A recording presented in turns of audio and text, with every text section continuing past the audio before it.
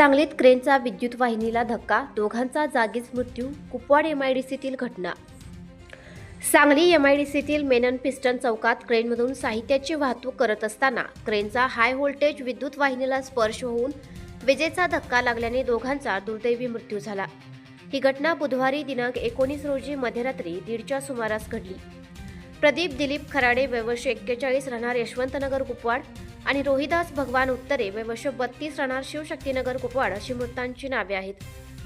पोलिसांनी दिलेल्या माहितीनुसार प्रदीप खराडे आणि रोहिदास उत्तरे हे दोघे बुधवारी रात्री एकाच क्रेनमधून कुपवाड एमआयडीसीतील मेनन पिस्टन चौकातून वाहतूक करत होते. क्रेनच्या पुढील हुकाला इंडस्ट्रीयल बॉयलर पद्धतीचा लोखंडी पाट अडकवण्यात आला होता. क्रेन चौकात येताच हुकाचा स्पर्श विद्युत खांबावरील हाय व्होल्टेज वाहिनीला झाला.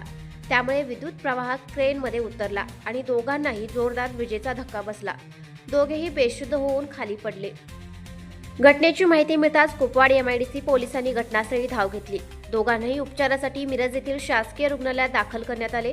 मात्र उपचारादरम्यान दोघांचाही मृत्यू झाला. या घटनेची नोंद कुपवाड एमआयडीसी पोलीस ठाण्यात झाली असून अधिक तपास पोलीस करत आहेत.